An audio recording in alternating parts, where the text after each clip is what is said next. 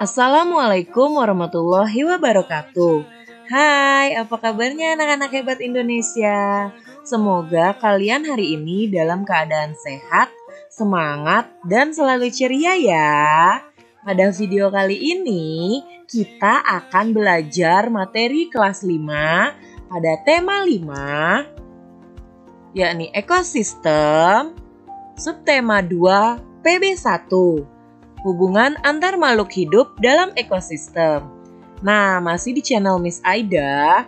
Kita langsung saja masuk ke materi anak-anak.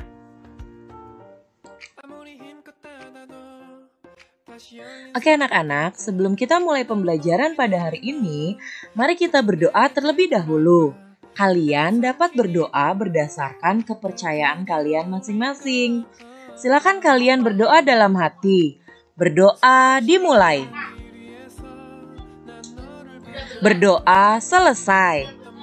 Nah, bagi kalian yang belum subscribe channel ini, silakan kalian klik tanda subscribe. Lalu jangan lupa like ya anak-anak.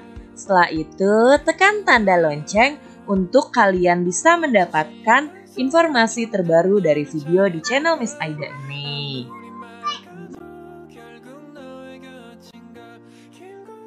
Nah, tujuan pembelajaran kita hari ini yakni siswa mampu mengembangkan ide pokok menjadi kalimat utama.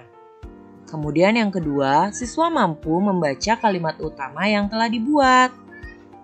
Lalu yang ketiga, siswa mampu menjelaskan rantai makanan.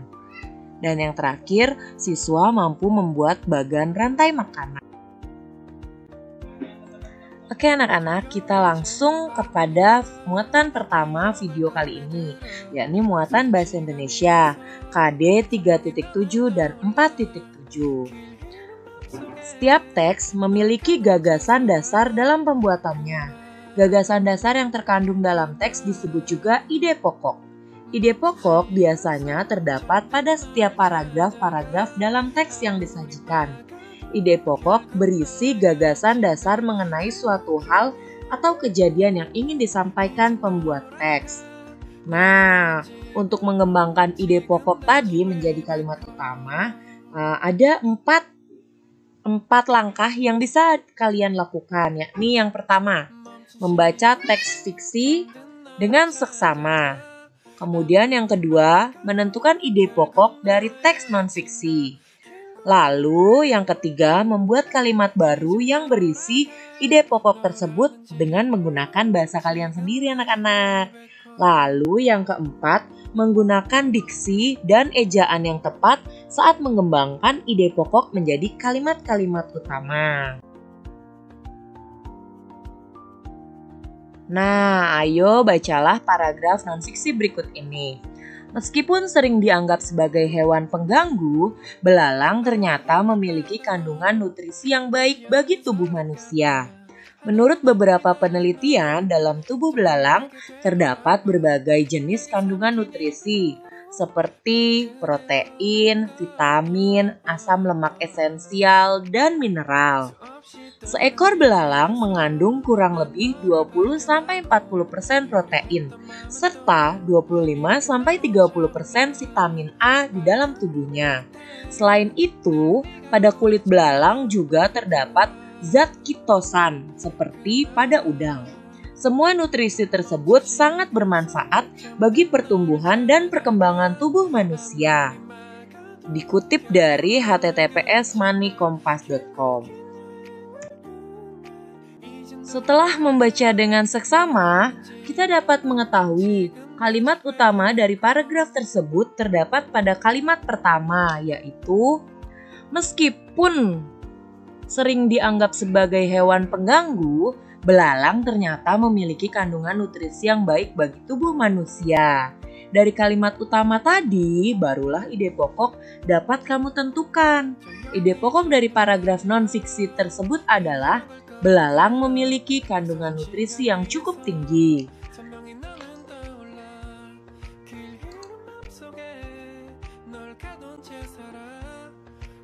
Bacalah teks non-fiksi berikut, kemudian jawablah pertanyaan-pertanyaannya. Menanam padi di sawah air payau.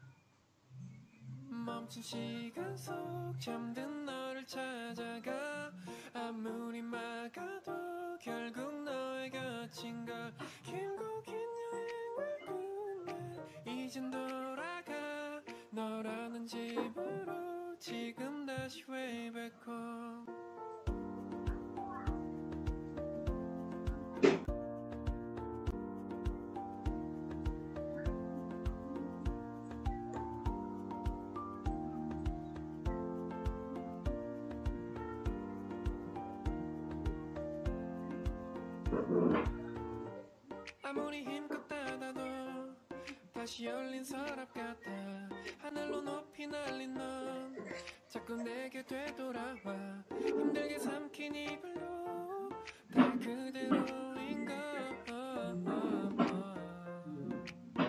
수없이 떠난 길 위에서 난 너를 발견하고 비우려 했던 마음은 또 이렇게 너로 차올라 발걸음의 끝에 늘 네가 부딪혀 그만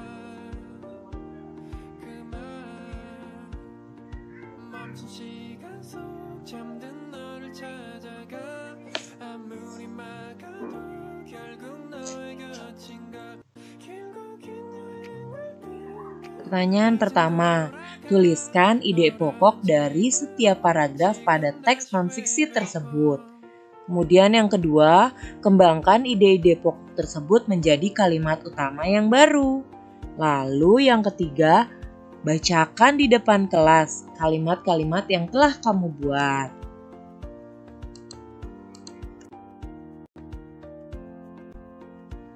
Nah, pada muatan yang kedua, kita akan belajar muatan IPA, KD 3.5 dan 4.5. Rantai makanan. Setiap makhluk hidup membutuhkan makanan untuk bertahan hidup. Melalui makanan, makhluk hidup memperoleh energi yang digunakan untuk tumbuh, bergerak, dan melakukan aktivitas.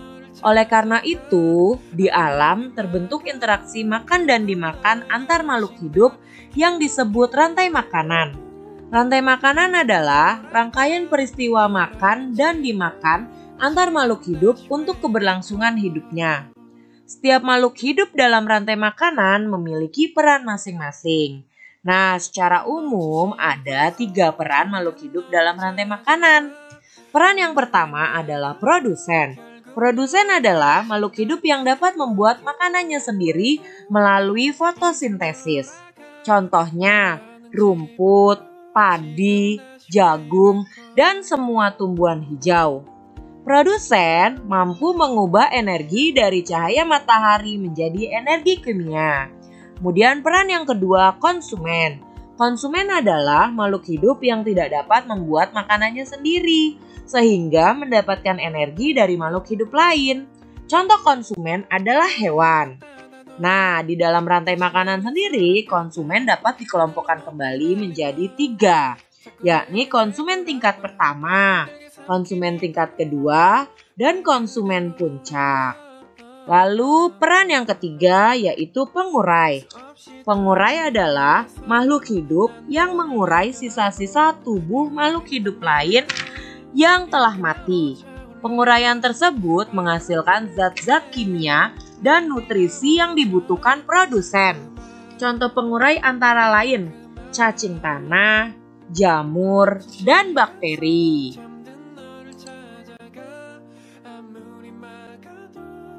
Perhatikan gambar rantai makanan berikut. Tanaman padi dimakan oleh ulat. Ulat dimakan oleh ayam. Kemudian ayam dimakan oleh elang. Saat mati, tubuh elang akan diuraikan oleh makhluk hidup pengurai seperti bakteri tanah, cacing tanah, dan jamur untuk dijadikan nutrisi bagi tumbuhan.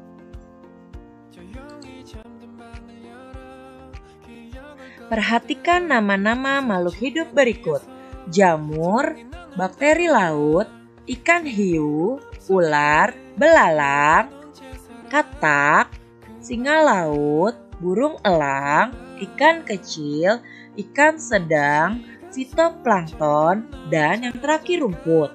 Buatlah dua rantai makanan dari makhluk hidup tersebut pada kertas tugasmu.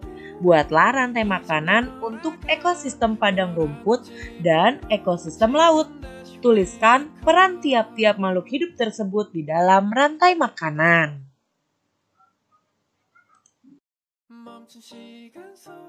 Nah, untuk rantai makanan ekosistem yang pertama yakni ekosistem padang rumput. Yang pertama pastilah rumput. Rumput berperan sebagai produsen. Dikatakan produsen karena rumput mampu membuat makanannya sendiri. Kemudian rumput dimakan oleh belalang.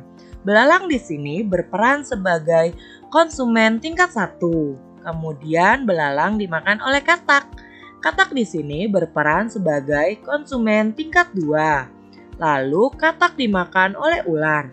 Ular di sini berperan sebagai konsumen tingkat 3. Lalu, ular dimakan oleh burung elang. Burung elang di sini berperan sebagai konsumen puncak.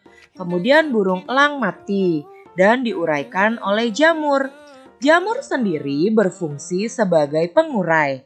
Pengurai mempunyai fungsi untuk menyuburkan produsen, yakni rumput tadi. Begitu selanjutnya. Nah, rantai makanan ekosistem yang kedua, yakni ekosistem laut. Pada ekosistem laut, fitoplankton merupakan produsen. Kenapa fitoplankton dikatakan produsen, anak-anak? Ya, betul, karena fitoplankton dapat membuat makanannya sendiri. Fitoplankton dimakan oleh ikan kecil. Ikan kecil di sini berfungsi sebagai konsumen tingkat 1. Lalu ikan kecil dimakan oleh ikan sedang. Ikan sedang di sini berfungsi sebagai konsumen tingkat 2. Kemudian ikan sedang dimakan oleh singa laut. Singa laut berfungsi sebagai konsumen tingkat 3. Nah, kemudian singa laut dimakan oleh ikan hiu. Ikan hiu sendiri berperan sebagai konsumen puncak. Kemudian saat ikan hiu mati, ikan hiu diuraikan oleh bakteri laut. Bakteri laut berfungsi sebagai pengurai, di mana pengurai memberi dampak yang baik untuk produsen. Terima kasih. Kita ke soal selanjutnya ya anak-anak. Nah, apa peran pengurai bagi produsen dalam rantai makanan? Ya, betul. Peran pengurai yakni menghasilkan zat-zat kimia dan nutrisi yang dibutuhkan oleh produsen. Perhatikan gambar berikut. Kalian sudah mengamati ya gambar berikut ya. Soal pertama, apakah peran daun dalam gambar di samping? Ya, betul. Peran daun ialah sebagai produsen. Nah, yang kedua, apa peran ulat pada gambar di samping? Betul, peran ulat pada gambar di samping ialah konsumen tingkat 1. Nah, soal selanjutnya, buatlah bagan rantai makanan yang memuat kedua makhluk hidup tersebut. Nah, ada tumbuhan. Tumbuhan dimakan oleh ulat. Ulat dimakan oleh burung. Kemudian burung mati diuraikan oleh pengurai. Begitu seterusnya, pengurai berfungsi untuk menyuburkan tumbuhan. Paham ya anak-anak?